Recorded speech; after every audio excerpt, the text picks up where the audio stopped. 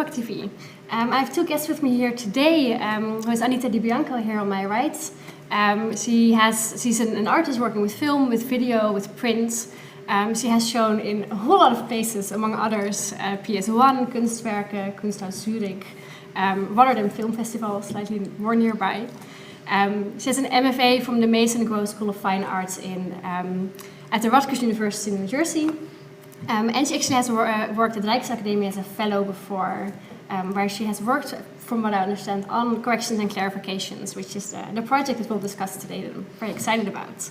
And then here on my far right and on your left, I have Alena Alexandrova, who joins us here today. She's a writer, a theorist, and an educator based in Amsterdam. She has published academically in an artistic context as well, probing, and here I quote, the modulation of theory into speculative forms and fiction, which I think is a beautiful starting point of today's discussion as well. She's going to do a performative reading tomorrow about corrections and clarifications. So I think it's really nice to have both of you here to dive deeper into the project. So welcome and thank you for joining us today. Maybe the first thing, for someone who hasn't maybe seen the exhibition yet or hasn't seen it, could you tell me something about corrections and clarifications? I was thinking that I'll say something quick and then read a few items. Okay, sure. It's a project that I started in 2001, at the end of 2001, after September 11th, when I was at the Rijksacademie, actually, and but I'm from New York, so I was trying to digest the news and found myself reading way too much news and felt that this could be a way of spitting out some of that, with not just digesting it, but externalizing it or giving it a form. So it has been every year a kind of publication made of items that newspapers themselves correct. So I don't write anything except for the editorial statement. That has changed over the years. But I do, of course, select them according to my interests. And this is the first edition that's in Dutch and English. Mm-hmm. And maybe I just read a few items. So Thursday, 20th of October, 2022, an article on Wednesday about Australia rescinding its recognition of West Jerusalem as the capital of Israel, reversing a decision made in 2018 by a previous administration, referred incorrectly to a 2018 local election in Australia. It took place in October. And then, oh yes, we were just talking about this item, so I have to read it. An obituary on Thursday about the philosopher Bruno Latour referred imprecisely to an article written by the mathematician Alan Sokal. Dr. Sokal wrote that he invited anyone who, quote, believes that the laws of physics are mere social conventions to, quote, try transgressing those conventions, unquote, from his 21st floor apartment. He did not, quote, dare Dr. Latour, unquote, personally to do so. Oh, and then one of my favorites I'm just reading from the very first day of this new edition, Wednesday, October 19th. A headline with an article on Tuesday about a meme that set off fears that the Swiss bank Credit Suisse was running out of money, referred incorrectly to Credit Suisse. It is one of Switzerland's oldest banks, not the oldest. So yeah, that It's a small glimpse of the whole publication. Yes, yes. Could you tell me about how it started? So you said you started the whole project a long time ago, and then you're now working on this new edition. I'm also curious, how is that it changed, and how does it progress throughout? Because it's been running for over 20 years. Yeah, which is a very long time for one project. It was something that at the beginning I considered to be a kind of private obsession or compulsion, and that I, as an artist, you never know which are the things that are only of interest to you, and somehow it sort of set off on a life of its own. That these items I started to see were an interesting sort of condensation of time, and then each edition looks different. It's different paper, it's a different format, it's a different length, so it's a different span of time. So it's not there was no uniform structure, or so in a way, each one is a kind of time capsule of a certain moment, and I'm also very tied to this aesthetic of newsprint and of the kind of very unprecious item that you stuff into your bag, you discover later. So it's always been given away for free in exhibitions or other or art book fairs or whatever, and it's meant to be something that the reader discovers that they have inadvertently taken with them, and has some minutes and then discovers what it is. So from the front, even though maybe it's already clear that this is what the items are, I could also imagine someone thinking, okay, it's a newspaper, right? I mean, it has this format, it has the paper, it has the aesthetic of it. So I guess you'd expect to find facts rather than clarified facts or mistakes. Right. And maybe you can say something about because we met in the spring in Amsterdam, and the way that you encountered. Yeah, it was, we met not so much by chance, but I could have still not gone to that presentation, and I'm so happy that I went. So, and then I gradually realized what this is, and I was completely fascinated, because then at that time, and I will briefly maybe talk about that tomorrow as well, I had started writing the particular type of text, particular type of fragments, which are short stories which capture tragic and ecstatic characters who think, but really try to think. And this was both a form of writing itself that really resonated with what I was sort of developing. I'm still doing it. And its author or non-author or a very complex author also resonated with what my investigations then were. And it sort of really fit. But it's so complex. It's a seemingly simple collection of corrections, yes, but it's so many things. It's a complex object. And then we continued conversation after we had a couple of conversations, and there were like a lot of questions that emerge for me, at least, from this. And then we sort of, you invited me to respond to it somehow, which I will do tomorrow. But so a couple of things. Well, there are so many things to say that I have to kind of dose them a little bit. So it is. There's something monumental about it, and something very small, very micro. It's a list. It's a sort of chronologically organized list. So it has this kind of seemingly objective structure, like the structure of a dictionary or encyclopedia, which organizes heterogeneous facts, or definitions according to an abstract principle.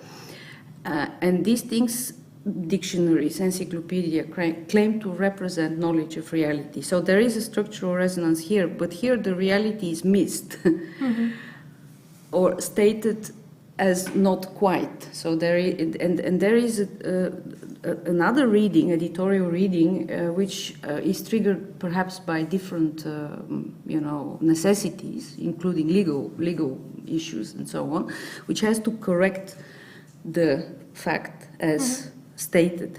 And this makes it also a very strange form of writing, a text that comes back to itself. So sort of a self-referential and self-reflexive text, a meta-text of sort. And also it is, and then as a work, it's very interesting because it's already made of sorts. It's a found text.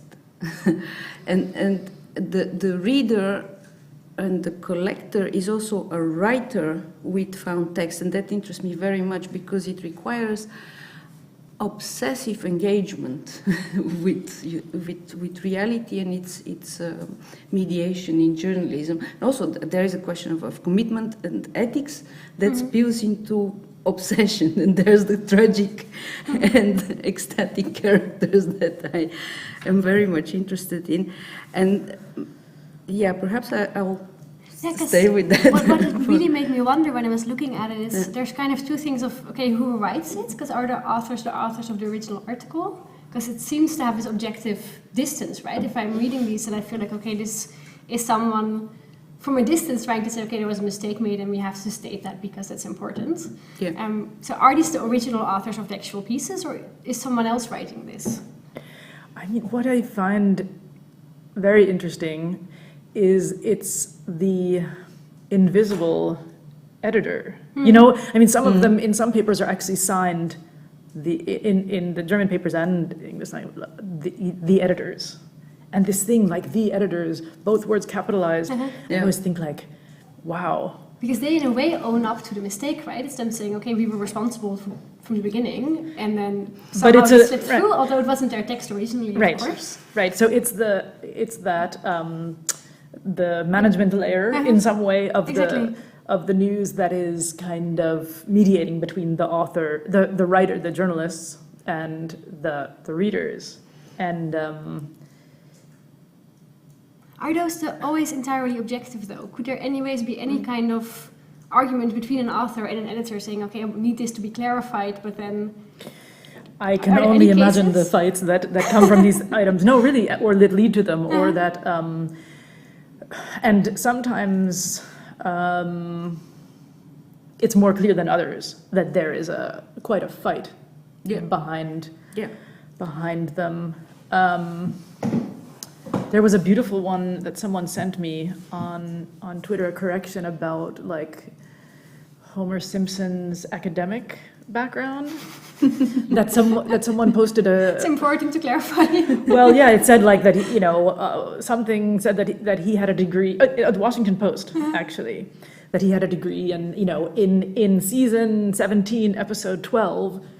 It was obvious that he could not have had a degree because he failed this class in this, and it's quite beautiful. I mean, that is a correction about a completely fictional world that we all agree exists. Which still has an objective, quote unquote. I mean, still has facts, which I guess can be disputed or not.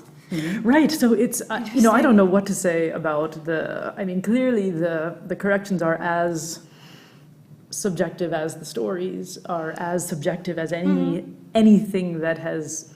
Or ever will be printed, and that I mean, one interesting conclusion that I came to after a lot of conversations with Eric and Florian was because I've been trying to figure out how this fits into the smooth operations, because I said this on the surface looks like the kind of fetishization of mistakes, and I don't want that. That's not my interest, and we've been going around and around about that. All year, really, in these discussions about including this project in this edition of Impact. And finally, we kind of came to it over dinner a few nights ago, where we realized, the point is that correcting one item legitimizes the rest.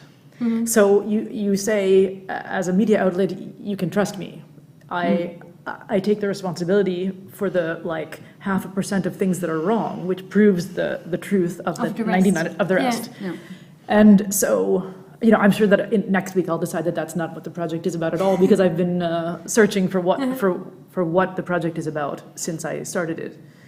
But I feel like that's there's no claim to. I mean, this is just another step in this kind of groping in the dark. For some approximation of how language could reflect truth or intention or... No, it's one thing which I want to add. The question of truth and intention is very important, very complex in this case, but one thing which this does is it triggers a sort of a narrative desire somehow, like who and for what reason decided to include this anecdotal invitation of somebody to test the laws of, and it is almost like a mechanism for generating these other stories, very much in the style of Georges Perec's Life a User's Manual, and it creates this. It can create. It has the potentiality of this multiple potential narratives. And the other thing is that they are very... Thomas Bernhard did that also with The Voice Imitator. There are short stories which are based, and they're kind of tragic and absurd and very strange also, about like almost like a group of hard-thinking lunatics. But the funny thing is that this is actual printed matter. This is part of a published newspaper, and that interests me very much, like how this text, which has a very dry function to correct misspelled letter, or to correct like really major, some numerical mistake, which is really not a small matter. How it becomes a very, very complex form of text and writing, which all the authors are somehow disappeared because we don't know the name of the journalist who wrote the article. The editors almost like there's a Kafkaesque figure there, like who legitimize this correction. Then the fact that you actually, as a particular type of author, didn't write the text, but you chose it. So there is all this kind of layering there, which detaches this dry correction from its dryness. And then it becomes a very interesting form of writing, and that really fascinates me. Because that's something that I also was really wondering about, how you actually select, because I guess there's different levels of selecting, right? You start with, okay, which newspaper am I exactly looking at, and which country or region is that newspaper being published, and then, as I'm assuming this is happening, there's so much of these corrections and clarifications all the time that you have to select somehow, but that has to be a subjective process, I guess. Like, you can't really take that out of some kind of subjective framework. How does that work? How can you decide on one over the other? I've tried, especially in the last years, to broaden it beyond the kind of newspapers that I would read. So to go beyond, on the political spectrum of newspapers, I've tried to include material that I also consider suspect, that is not, and where even the corrections reflect attitudes that I think are problematic. Not just the New York Times, the Guardian, whatever, but even though also those contain very suspicious attitudes, obviously. But what's funny is that, I do this massive kind of database searching, and for the Dutch content, I had wonderful research help here. But then I, compiled this all, and then I realized that I had 4 too many pages. And I was thinking, oh yeah, but that's easy to edit. It's easy to get rid of them, because, they're not all interesting. They're obviously, there's all... What constitutes interesting, right? According to which lens? Because they're all detailed and somehow a little bit... Sometimes a bit of nitpicking, maybe, sometimes very structural problems in how we perceive the world. Exactly. No, so then I thought, I love them all. And here I thought, whatever, I've collected them with half a mind to thinking a fourth of them could go. And at the end I was like, I can't cut a word, So then I realized that it's this range from I'll say it utterly banal to totally momentous things, and many items contain both. Yeah. And that makes this kind of tragic document in the end that I always feel quite devastated when it's done. And because I think, God, the last year was just a parade of horrors. And every issue is like that. The 2021 was from the George Floyd murder to the U.S. withdrawal from Afghanistan. Those were the bookends of that time. And this one, every one is like these news cycles that you think, how much worse can it be? How distilling these. Yeah, but the question of choice, it's an interesting one, because if you would have stuck to a rigid format, that would have entailed, I'm speculating here, just an extraction and publication of all the corrections. But you've taken actually a position which is authorial, which is a position of selecting.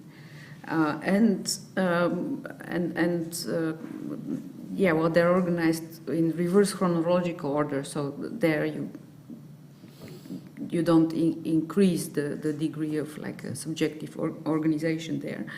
But what is interesting is that there is a selection that some make it in, and also it's interesting that one becomes somehow emotionally attached or obsessed even. And because what actually makes it in this selection, I would dare to say it's this is the form of writing, and it's an act of projection. Something clicks. That's how we write our world subjectively. Yeah, that there's things that are more important and more resonant, but this is very specific material, because to read, to sift through this it's a strange exercise, but it's still like there's some kind of writing there, and organization and collection. I also started reading them, and I read and I had to make my own selection, and it is fascinating, exhausting, and indeed brings one in touch with what you said, which is very precise, the banal and the momentous. And that's where language and writing organizes itself in different figures, from the fantastic to the desire to see naked reality as it is, what Georges Perec does in the attempt at exhausting a place in Paris, which I will also read a bit tomorrow. So this mapping of reality one-to-one, this extreme empiricism, that's impossible, and it is possible to engage in this part, in this form of writing, but it's also tragic, and how to say, it's also a form of fiction. So, but no, it triggers a lot of thinking and emotional response also. I think we're actually quite close to the end already, but maybe what I would like to ask, if you could tell us something more about your performative reading tomorrow. I have been doing these kind of things before, so very quickly it's not going to be a lecture. This is a reading of the corrections, which is a sort of unpacking the different layers of the weight of text, the meaning making, the reading processes, through a selection of fragments of quotes. I will bring my own books, many books, and I will. It's an open score, so there is an element of chance and making association at the moment. So this involves from literary pieces like a few Oulipo writers and Perec and Edouard Levet, to philosophers like Deleuze and Agamben, and like one psychoanalyst, and so on. So it's a text on text. So I'm also working with the found text, and in a sense with the text that fascinated me, perhaps in a similar way, the way you were fascinated by these fragments, which ended up in the final collection. So that's very briefly, and I will read around 40 minutes, and then we'll have a conversation. Nice, I'm looking forward. It sounds so interesting, and I think it's amazing to see how all these layers come together, and all this editing and writing and finding and writing through editing, which I think is happening, right? Yeah. Is all kind of layering one upon the other, which is really amazing. Thank you so much for the conversation today. That was really nice. Thank you for having us. I would love to stress, of course, please, if you're in Utrecht and you can join, please tomorrow come at 4 o'clock and to Matter of Divergence, the performative reading by Alena Alexandrova at Steenweg 26 here in Utrecht. And then thank you so much again for this conversation today. And I was really glad I got to see the publication, the new IMPAKT version, and at the exhibition here in Utrecht as well. Thank you very much. Great, thank you.